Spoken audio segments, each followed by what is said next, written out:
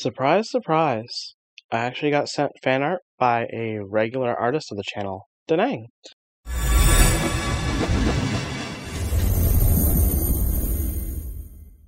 Shortly after they worked on the Gravity Falls crossover picture, they also sent us a fan art of Jack all on his own. For a point, it almost feels like a continuation of the last picture, as if this happened right after Bill leaves Jack with the Necronomicon, and Jack immediately takes to its power. The glowing green represents Eldritch magic flaming up in a vortex at his feet, casting an eerie glow and foreboding beacon of light that oozes the trees way too close to Alden. A silent stalker, a ghost among the trees, bound to blend in with wild animals or the neighbors beyond the hedge. Would anyone in the village suspect anything? Even if they did, would they dare investigate something so ominous and filled with bad omen? Ever since my own encounter with that book, I've been thinking a lot about the knowledge I've gained, the unfathomable way it worms into your mind, offering you little temptations of knowledge the more you use it. The craziest part is it reminds me of a large language model AI that way, enticing, intoxicating, but dangerous, especially in the wrong hands or to the weak-willed. People who will do anything to obtain what they want aren't ready for that kind of invasive knowledge. It sucks them in and destroys them from the inside. They become hollow, trusting only in the power they should have known would lead to ruin. But now I wonder, who am I to warn against Eldritch magic in all its forms, the draining power behind what we sacrifice for a quick reward, sanity, integrity, peace. When you see Jack's face, is it ever the look of someone who's satisfied? Or is there always a hunger, a desire for more? There's something about him that intrigues me in ways I've only ever felt in passing, and now I feel like I know more than I should about the intricacies of his mind. But I can't go on about that here. This is just a chill fan art, right? Yeah, that's all it is. So let's talk about that instead. When I approached the idea of coloring this, I knew the light source was coming from below. But that's not exactly an angle I'm familiar with, and there are surprisingly not a lot of good tutorials online about this kind of thing. So here's what I learned. When considering light from below, understand that the closer the subject is to the light source, the stronger the light becomes, and the less visible shadows there are. As for instance, the underside of Jack's cape would usually be heavily shadowed, and cause for his clothing to be shadowed as well, but the light coming up means that the top mantle of his cape is actually more in shadow, as well as the tops of his arms and hands. His face, almost entirely in shadow, with a few scathing light elements. But the boots are entirely surrounded by light. The only shadow bits come from little pockets where the light almost doesn't hit. Shadows in pictures like these are usually a deep contrast to the light, not subtle. Because the light is so close to the subject, the glow is powerful, so deep shadows on the edges of the light makes the most sense. The only place they might be softer shadows is places where the light weakens, and light weakens considerably quickly. That's why, with his body bent back the way that it is, basking in the full power of Eldritch might, that anything beyond his chest is deeply shadowed. The penumbra, the edge of the shadow, is small, leading to a deep umbra. I learned a lot about glowing bodies and big sources of light from observing Kiki, actually, so they were able to help me really understand how this should come across in practice. So for that I'll say, I appreciate it. I look forward to the next time we can work together. You're not going to catch me making any more wild oaths. You know, the wild thing about it is, when you're talking about Eldritch magic and cosmic horror, you can't ignore the legacy Lovecraft left on the genre. But although he is considered the grandfather of the subgenre, others before him served as an inspiration to his work, most notably Edgar Allan Poe. In his letters to Reinhard Kleiner, Lovecraft wrote that, "When I write stories, Edgar Allan Poe is my model," and even referred to him as a god of fiction. Of course, it's also impossible to ignore the history of xenophobic racism displayed in many of Lovecraft's works, something that Kleiner, as an early correspondent of Lovecraft, begged him to reconsider. Noted as being Lovecraft's sternest critic by S.T. Joshi and David Schultz, who compiled the letters in a memoir called Letters to Reinhard Kleiner. In one such letter, Lovecraft wrote, "As to my letters, my case is peculiar. I write such things exactly as easily and as rapidly as I would utter the same topics in conversation. Indeed, epistolary expression is with me largely replacing conversation, as my condition of nervous prostration becomes more and more acute. I cannot bear to talk much now, and am becoming as silent as the spectator himself. My loquacity extends itself on paper." It's estimated that Lovecraft wrote something to the tune of 100,000 letters during his lifetime, and of that, only a fifth of them survived to modern day. Even so, that's 20,000 letters, and usually about races, immigrants, or his writing inspirations. The equivalent to that would be something like spending all day, every day, tweeting out hatred of some marginalized community. A vitriolic hatred of things unknown. He was so explosive about his distaste and disdain for immigrants that Donald Tyson notes that when he was out with his wife Sonia, walking in New York, if they encountered a group of immigrants, Lovecraft became so animated and enraged that even she feared for his sanity. This isn't just racism we're talking about. It's a diluted view of the world through the lens of fear and non-acceptance.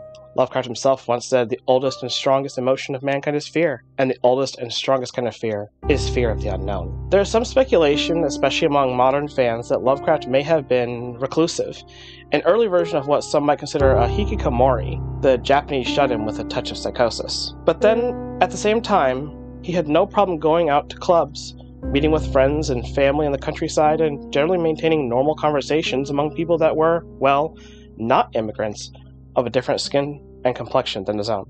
Keep in mind that things like hikikomori are noted as people having no long-term friendships or relationships, but Lovecraft was also married to his wife Sonia and had many friends as part of the Kalem Club, so probably not hikikomori. But even then, Lovecraft's views on race extended into his marriage in ways. He saw Sonia as a well-assimilated Jewish woman, and believed that in order to be acceptable, other races must assimilate into Western society. He was, in no mincing of words, a white supremacist. This was especially poignant in The Shadows over Innsmouth, where the Deep Ones were framed as misshapen creatures interbreeding with humanity. This is framed around mixed-race relationships, and as part of the story, it corrupts both the town of Innsmouth and the protagonist. Lovecraft had a long history of family tragedy and trauma, from a father that was institutionalized to bleeding his finances dry over his wife's health concerns.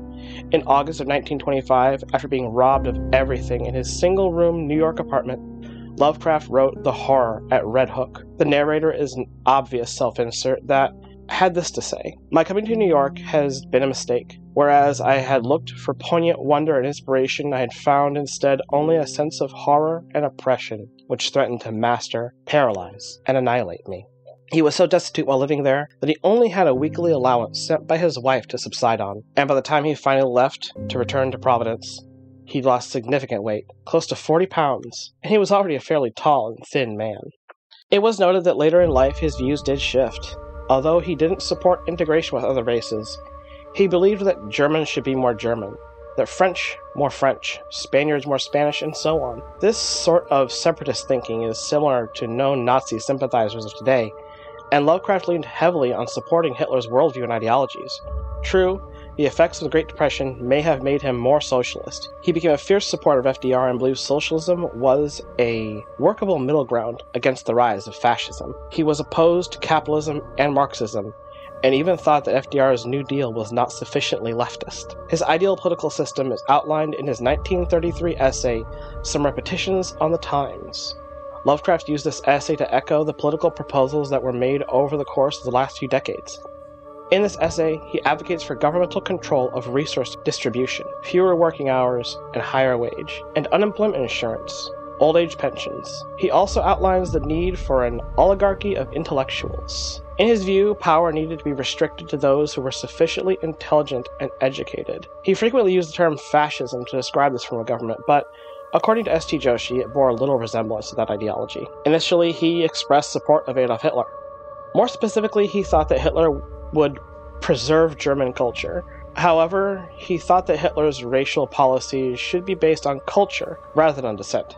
There's evidence that at the end of his life, Lovecraft began to oppose Hitler. Harry K. Brobst, Lovecraft's downstairs neighbor, went to Germany and witnessed Jews being beaten. Lovecraft and his aunt were enraged by this, and his discussions with Hitler drop off at this point. Lovecraft died before he would see the fruition of World War II and the effects of Nazi fascism. Due to his fear of doctors, Lovecraft was not examined until a month before his death and was diagnosed with terminal cancer of the small intestine. He was hospitalized in the Jane Brown Memorial Hospital and lived in constant pain until his death on March 15, 1937, in Providence. In accordance with his lifelong scientific curiosity, he kept a diary of his illness until he was physically incapable of holding a pen. After a small funeral, Lovecraft was buried in Swan Point Cemetery and was listed alongside his parents on the Phillips family monument. In 1977, fans erected a headstone in the same cemetery, on which they inscribed his name, the dates of his birth and death, and the phrase, "I am Providence," a line from one of his personal letters. This legacy colors all things involved with Lovecraft's work and the Cthulhu mythos. It's impossible when so much of his writing was used to convey his deeply personal relationship with the world to say that it doesn't. He even spoke of being known as the Spectator. The Spectator Lovecraft has referred to in some of his discussions is a concept that explores the idea of Lovecraft's works as a way to observe and reflect on humanity and the universe, rather than just solely through the lens of horror and the grotesque. It suggests looking at his stories as a means of understanding his philosophical views and the anxieties he portrayed, rather than simply as a collection of spooky tales. This is where we could get into a discussion about the death of the author discussed by Roland Barthes, but I'm already working on a whole different video to go on to that topic. So why don't I just close with one of Lovecraft's poems. The Night Gaunts by H.P. Lovecraft, 1939. Out of what crypt they crawl I cannot tell, but every night I see the rubbery things. Black-horned and slender with membranous wings, they come in legions on the north wind's swell, with obscene clutch that titillates and stings, snatching me off on monstrous voyagings, to grey worlds hidden deep in nightmare's well.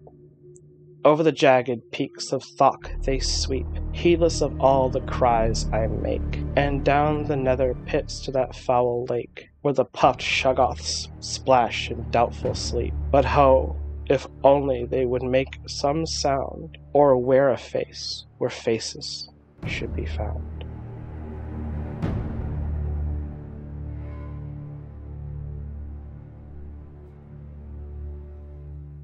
Patreon is our main hub for all things involved with Tales of Atonement, and our patron support helps us produce our episodes faster and with more consistency. But what's in it for you? From there you can find our Tales of Atonement Discord server, art, music, comics, as well as exclusive viewership for upcoming scripts.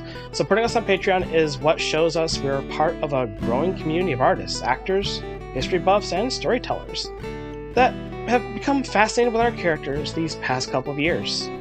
This is our passion project we've put our hearts and souls into over 20 years, and your support really helps keep that flame alive. Right now, a big thanks to Pammy Poo, Heinrich28, Shadow Fox, Charles Tam, Arya Gamari, Jace Morland, and Lunder Lumen. And of course, everyone who joins us each week. At the very least, I hope you'll like this video, subscribe, and ring my bell if it really resonated with you. And I'll see you again next week. Many a mickle, maximuckle.